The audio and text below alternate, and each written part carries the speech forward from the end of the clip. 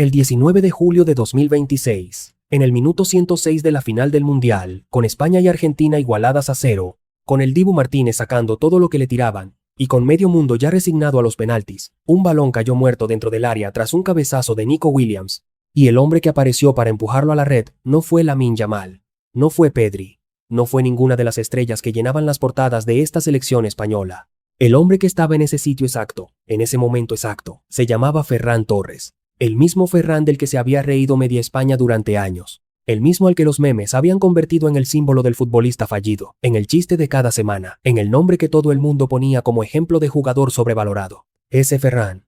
Y no otro. Marcó el gol más importante del fútbol español en décadas. Y si hace 3 años te hubiera dicho que esto iba a pasar, me habrías mirado como a un loco.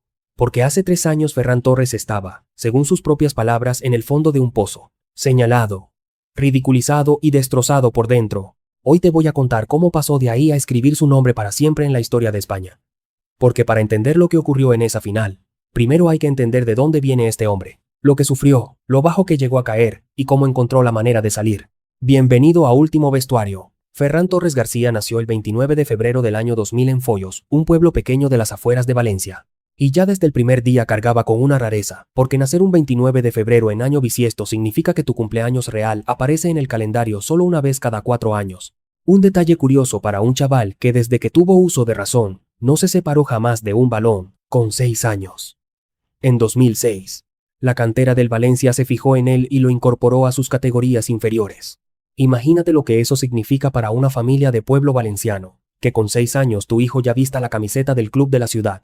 Pero aquí aparece uno de los capítulos más duros y menos contados de su infancia. Porque entrar en la cantera de un club grande siendo un crío muchas veces significa marcharse a vivir a la residencia del club, lejos de casa, lejos de los padres. Y Ferran lo pasó realmente mal. Él mismo recuerda que cada vez que sus padres lo dejaban allí, la escena era siempre la misma, llorar sin parar. Un niño que no quería separarse de su familia. Fue duro, reconoció. Pero también asegura que aquello lo hizo madurar antes de tiempo, que desde muy pequeño aprendió lo que cuesta de verdad perseguir un sueño. Y ese niño que lloraba en la residencia, se fue convirtiendo con los años en la joya más brillante de toda la cantera valencianista. Quemó etapas a una velocidad que casi nadie había visto antes en Mestalla. Debutó con el filial en 2016, con el primer equipo en Copa del Rey en noviembre de 2017 y en Primera División apenas unas semanas después. Se asentó con una madurez impropia de su edad y se convirtió en el jugador más joven de la historia del club en alcanzar los 50 partidos de liga. Un dato que en un club centenario como el Valencia tiene un mérito enorme. En la temporada 2018 hasta 19 vivió su gran explosión, con una Copa del Rey que el Valencia levantó nada menos que ante el Barça. Ferran fue una de las grandes figuras de aquel torneo, terminando como máximo goleador con 6 goles y siendo elegido el mejor jugador de la final. Todo el mundo en Europa empezó a mirar hacia Valencia. Y el club que se lo llevó no fue cualquiera. Fue el Manchester City, de Pep Guardiola. El aterrizaje en el City fue mucho mejor de lo esperado para un chaval de 20 años que llegaba a la liga más exigente del planeta. Guardiola lo cambió de posición, lo probó de extremo interior, incluso de falso 9, y Ferran respondió con 11 goles en su primera temporada, un registro más que notable para un debutante en Premier League. Y además levantó 2 títulos, la Premier y la Carabao Cup. Con la selección española, el camino también iba rápido. Fue campeón sub-17, campeón de Europa sub-19 y debutó con la absoluta en septiembre de 2020. Pero el momento que lo puso en el mapa llegó en la Nations League, cuando le marcó un hat-trick a Alemania en un partido que España ganó por goleada. Acabó siendo el segundo máximo goleador de toda la competición. En 2021, el diario Marca le concedió el premio al mejor jugador de la selección española del año, por delante de futbolistas consagrados, por delante de las estrellas veteranas. Fíjate bien en esto. En 2021, Ferran Torres era oficialmente el mejor jugador de España, el futuro de la Roja, una de las joyas más cotizadas del continente. Tenía 21 años, y todo apuntaba a que aquello era solo el principio. Pero el fútbol tiene la costumbre de darte la vuelta justo cuando crees que lo tienes todo controlado. En diciembre de 2021, el Barça, en plena reconstrucción tras la marcha de Messi y con una situación económica muy complicada, decidió apostar fuerte por él y pagó 55 millones de euros al City, el fichaje más caro de la historia del club en un mercado de invierno. Ferran firmó hasta 2027, con una cláusula de rescisión de 1.000 millones, y volvió al fútbol español, convertido en una de las grandes esperanzas del barcelonismo. El debut fue prometedor. Pero lo que vino después no. La caída de Ferran Torres no fue un desplome de golpe. Fue algo más lento y más cruel. Un hundimiento gradual, delante de todo el mundo. El equipo no funcionaba. Los resultados no llegaban. Y él tampoco apareció. Los goles se fueron. Los regates no salían. La confianza desapareció. Y en un club como el Barça, donde todo se amplifica por 1000, la falta de rendimiento de un fichaje de 55 millones no pasa desapercibida ni un día. Y entonces llegaron las burlas. Ferran Torres se convirtió en el blanco favorito de las redes sociales. El meme recurrente del fútbol español. Cada fallo, cada ocasión desperdiciada, se convertía en material para el chiste de la semana. Se le empezó a llamar directamente un lastre, un peso muerto que el Barça arrastraba y del que no conseguía deshacerse. Se hacían bromas con su cara, con sus errores, incluso con su lenguaje corporal. Y para un chaval de 22 años que apenas unos meses antes era la joya del país, aquello fue una bola de nieve imposible de parar. Cuanto más se reían de él, más se bloqueaba. Cuanto más se bloqueaba, peor jugaba. Cuanto peor jugaba, más se reían. Un círculo vicioso perfecto. Y por si el odio de las redes fuera poco, estaba la herida de los suyos. Porque Ferran había salido del Valencia de una manera que a muchos aficionados valencianistas les pareció una traición. El propio jugador reconoció, años después, que parte de la afición del Valencia había llegado a odiarlo. Que aquella salida había sido una de las cosas más amargas de toda su carrera. Imagínate el peso de todo eso junto. Las burlas de media España, la etiqueta de lastre, el odio de tu propia gente, y encima la sensación de estar defraudando cada semana a un club histórico que había pagado una fortuna por ti. Y lo peor de todo, era que él se lo estaba creyendo. Dejaba que ese ruido le entrara hasta los huesos. Cada crítica era una losa más que cargaba al saltar al campo.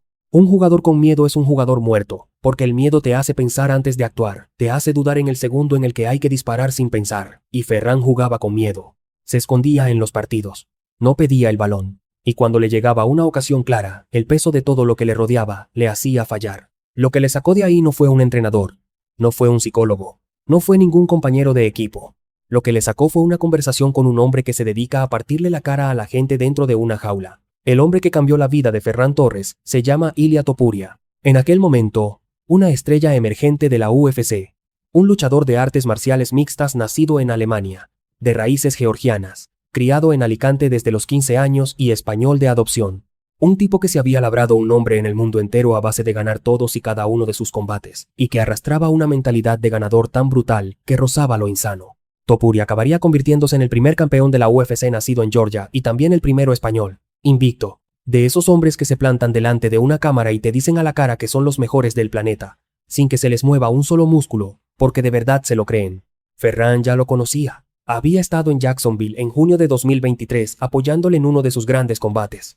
Pero la conversación que lo cambió todo llegó después, cuando Ferran, hundido y tocado, se fue de vacaciones a Estados Unidos y pasó unos días cerca de Topuria y de su círculo más cercano, y lo que vio allí le voló la cabeza. Vio cómo el entorno de Topuria lo hacía sentir cada día que era el mejor del mundo, cómo lo rodeaban de un apoyo incondicional y sin fisuras, y cómo aquel luchador había construido una confianza en sí mismo, tan sólida que era imposible de romper, dijera lo que dijera la gente de fuera. Ferran, acostumbrado a leer todo lo que escribían de él, a dejar que el ruido exterior lo destruyera por dentro, se encontró de frente con un hombre al que ese mismo ruido le resbalaba por completo. Su fortaleza venía de dentro, de un trabajo mental diario, de rodearse solo de gente que le sumaba. Ferran contó que una cosa es escuchar en teoría la importancia de la cabeza, y otra muy distinta es verlo en carne y hueso. Y ahí entendió lo que le estaba pasando. Su problema no era el fútbol, era la cabeza. Con sus propias palabras, lo resumió en una entrevista. Fue a ese viaje siendo un Ferran, y volvió siendo otro. A partir de ese momento, empezó a trabajar en algo que hasta entonces había ignorado por completo. La salud mental, la preparación psicológica, la gestión del ruido. Aprendió a que las críticas y las burlas ya no le afectaran. Empezó a construir lo que los medios bautizaron como mentalidad de tiburón. El Ferran que se bloqueaba y agachaba la cabeza, empezó a desaparecer. Y la transformación fue tan evidente que todo el mundo del fútbol la notó de un verano para otro. Muchos se preguntaban en voz alta, ¿qué le había pasado a aquel chaval para cambiar tanto en tan poco tiempo? Y la nueva mentalidad empezó a verse donde de verdad importa, en el campo. El jugador que fallaba ocasiones y se venía abajo, se fue convirtiendo poco a poco en un rematador frío. En un tipo que aparecía en el área en el momento justo, y ya no temblaba a la hora de definir. En el Barça fue recuperando protagonismo, con la selección fue sumando goles importantes. Y en el verano de 2024, la primera gran recompensa llegó con la Eurocopa de Alemania. Ferran Torres formó parte de la España que se proclamó campeona. El chaval que había sido el hazmerreír de las redes era campeón de Europa. Para el ciclo del Mundial 2026, Ferran tenía un rol diferente, más maduro, más líder, y heredó el dorsal número 7, el que llevaron Raúl y David Villa, un número que en España pesa una barbaridad y que no se le entrega a cualquiera. Pero lo que el destino le tenía guardado en ese torneo, ni él mismo podía imaginarlo. La España que llegó al Mundial de 2026 era una de las grandes favoritas, con Lamine Yamal como estrella mediática, con Pedri manejando el juego desde el centro y una generación que venía de arrasarlo todo. En ese equipo repleto de nombres brillantes, Ferran no era el protagonista. No era el que más portadas se llevaba, ni el que más camisetas vendía. Era un jugador que aparecía desde el banquillo cuando De la Fuente lo necesitaba. España fue avanzando con paso firme hasta llegar a la final, el 19 de julio de 2026. España contra Argentina. El campeón de Europa contra el campeón del mundo. La final soñada. Y fue una guerra de nervios. Un partido cerrado, tenso, de esos en los que un solo detalle lo decide todo. España dominó de principio a fin, tuvo el balón, generó ocasión tras ocasión y mereció el partido de largo, pero se encontró una y otra vez con el Dibu Martínez, que estaba haciendo el partido de su vida. Hasta 9 remates detuvo España en aquella final. Argentina, agazapada, sobreviviendo, no consiguió prácticamente ni un disparo entre los 3 palos. Messi desconectado, sin espacios, sin aparecer. Los minutos pasaban y el 0 seguía en el marcador. Hubo incluso un gol de Nico que el árbitro anuló por una falta previa de Merino que, según Media España, no vio nadie más que él. Argentina se quedó con 10. Y aún así, el marcador seguía sin moverse. Algo tenía que romperse. Se rompió en el minuto 106. Una jugada por la banda con Pedro Porro llevando el balón. Un centro al área. Nico Williams, de cabeza, dejó el balón muerto en el punto exacto. Y ahí, en ese metro cuadrado, en esa décima de segundo, estaba Ferran Torres. El chaval de Follos le pegó de primera, con la sangre fría que le había costado años construir, la que no tenía cuando se venía abajo ante el portero en el Barça. Y el balón entró. El Dibu se estiró todo lo que pudo. Pero esta vez no llegó. España se ponía por delante en la final del Mundial. Y el autor del gol, el hombre que acababa de darle la segunda estrella a toda una nación, se llamaba Ferran Torres. Ferran Torres pasará a la historia de España para siempre. Lo hará junto a Iniesta, que marcó en el Mundial de 2010, junto a los nombres que han dado a la Roja sus mayores alegrías. Y lo que hace todo esto todavía más increíble es pensar en la cantidad de veces que este hombre pudo tirar la toalla y no lo hizo. Pudo rendirse cuando lo dejaban solo en la residencia, siendo un crío que lloraba por sus padres. Pudo rendirse cuando el Barça se hundía, y él también. Pudo rendirse cuando Internet entero se reía de él cada fin de semana. Pudo quedarse en el pozo para siempre, como se han quedado tantos otros futbolistas con más talento que él pero con menos cabeza. Pero Ferran no lo hizo, buscó ayuda, y la encontró en la mentalidad de un luchador de jaula, y la usó para reconstruirse por completo. La lección más grande de esta historia quizás sea esa, que un meme no es una sentencia, que las risas de la gente no definen tu futuro, que el fútbol, como la vida, no se acaba en el primer golpe, ni en el segundo, ni en el 10º, y que a veces el hombre del que todos se ríen es exactamente el que termina escribiendo su nombre en la historia con letras de oro. Ferran Torres lo hizo. El chaval de Follos que lloraba en la residencia ahora es campeón del mundo, y eso no se lo quita nadie.